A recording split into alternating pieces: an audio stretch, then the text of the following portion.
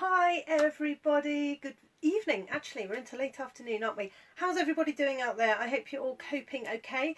The weather is wonderful, isn't it? So at least if you have a garden, you can get some fresh air, which is very nice.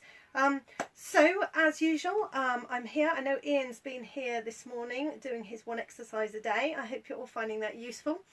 But I'm coming on to follow on from what I talked about last week, which was how to get some exercise in, especially if you are a runner, and how to get on with interval training and how to use the stairs to good effect.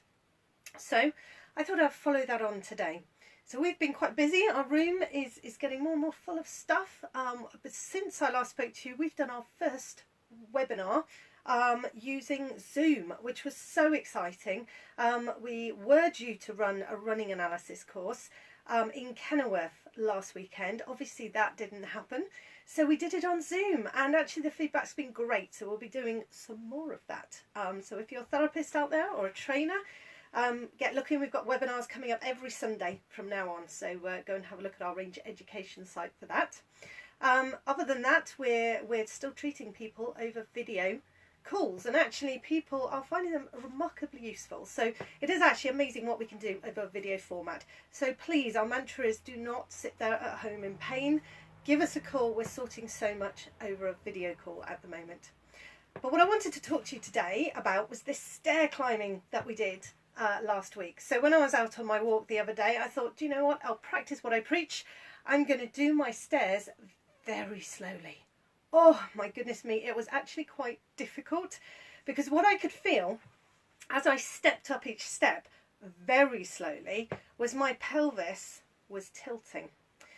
So particularly on my left leg, not so much on my right. So I could step up very slowly on my right leg, and actually I could keep my body in really good alignment. If I tried to do it on the left, that didn't work so well. So what I realised is that core really has to work. So I thought I'd turn that into a really useful exercise for you lot, to see if you can work your core.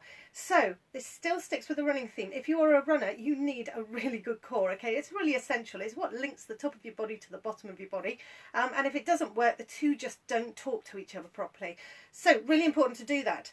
Now, what I noticed was that on one leg I could do it quite well, and on the other leg I couldn't do it so well. That also happens to be a leg that I have a weak foot on. I have a weak arch on that side, and I'm just weaker generally down that side.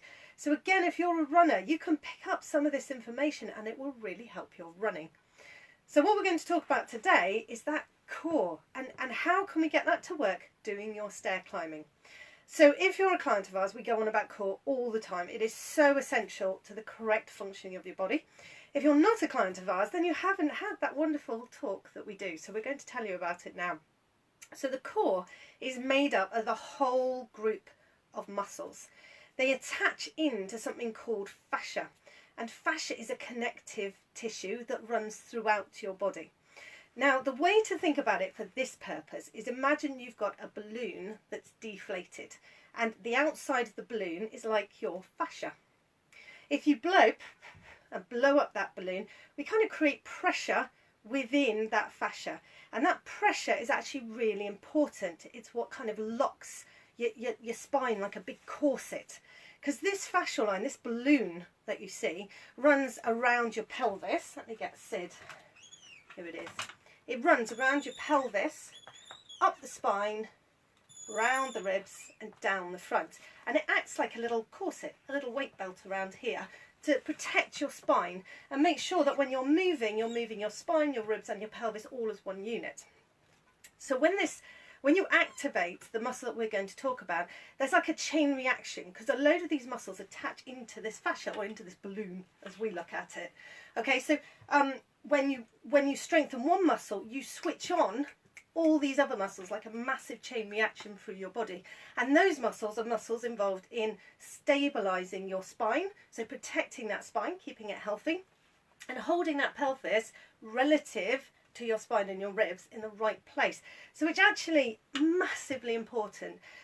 People talk about core, they argue about core, they argue about the best way to activate core. Ultimately, if you can activate this one muscle I'm going to talk about, you will activate all those other muscles. Okay, so it's well worth doing, especially if you're getting a bit of niggly back pain now, sat at your desk that little bit too long. Yeah, don't be like the client I saw today, bless her, with horrible sciatic pain. Let's not get to that point. It's not good. So what we need to do is strengthen this muscle. So what is this muscle? It's a muscle called your transverse abdominis. Now, it sounds awfully scary, dead simple really. Transverse means transversely, okay, it's a position of it. So it's an abdominal muscle, hence abdominal, and a transverse abdominal. So transverse just means it runs in this direction. Here, in this direction here. So a lot of our abdominal muscles run in this direction, up to down. When you do your sit-ups, etc., you're getting what's called your rectus abdominis, still abdominis, but rectus abdominis, which is a long abdominal muscle running from here to here, which is why when you sit up, when you do a crunch, you're shortening that muscle and it activates. But that's not going to work your core in any way, shape or form. To work your core, you have to work your transverse abdominis. So that is running from here, like this, through the body. So how do you activate a muscle that runs from front to back through your body? Dead simple. Take your tummy button, pull it in towards your spine. If you do that, you will feel a real tension quite deep inside your body. You might feel your pelvic floor start to work as well. That's all great. These muscles are all linked. There's a whole ton of muscles that attach in. So within that fascia that I was just talking about, you've got all these spinal muscles that attach into it. You've got a whole ton of muscles that come through here that attach into it. But this is by far the biggest muscle. It runs all around here and allows you to activate. So as soon as you pull in and activate that, it senses it on the fascia and all the other muscles switch on and start to help. So it's dead simple. Next time you're walking up your stairs, wherever they may be. If you're in a flat, maybe you've got communal ones you can use. We've got a set of stairs just outside our house because we've got steps up towards our house. Or you may have them inside, wherever you can get them. My challenge to you is this. As you step up, suck that tummy in, and as you load, as you step up, do not allow that pelvis to twist at all. It's quite hard. It's easy if you do it quickly. It's really quite hard if you do it really slowly. Really hard. It's actually much harder than you would imagine. So it's a great way to actively work your core. Now, if you just can't do it, it's just not possible, you have to take it down a level. And the easiest way to take it down a level is to lie on your back or stand up, put your hands around your waist and feel yourself pull that tummy button in. So what you're not doing is twisting your pelvis, okay? Everything else stays still. You're just sucking your tummy button in. And when you pull that tummy button in, you'll feel it deep in there. Hello, Helen. Lovely to see you. I can see you're watching. Have a go. I'm sure you'll love it. Pull that tummy in, okay? And see if you can feel it. Now, if you're really struggling, lie on your back and pull it in that way. And hold for kind of 5-10 seconds and then relax it. Now there's a whole load of breathing that goes around this that I'm not even going to try and explain right now. Just get that basic movement. Tummy button towards your spine without twisting. Big tummy, tight tummy. Imagine you're doing up the tightest pair of trousers you have ever owned. And you're determined to get them on because it's summer, isn't it? Let's be honest. So we want to get into these jeans. So pull that tummy button in and hold it. Once you're good at doing that, this is more of an active one on the steps. So then tummy in, try and step up, having a go, Helen. Fantastic, brilliant. So have a go on your stairs if you've got some. So yeah, step up, tummy in, keep that pelvis still as you work your way through.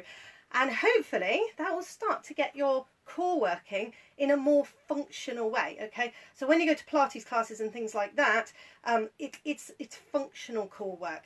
We tend to start at a lower level than that. We start at a real basic level and then we work up to functional core work. So if you can't work it at all, lie on your back, sit in your chair, stand up, suck your tummy button in. Once you're good at that, once you can do that, try doing it while stepping up your stairs. If you're a runner, going back to the running theme, this will really help you. Your core needs to work to be an efficient runner.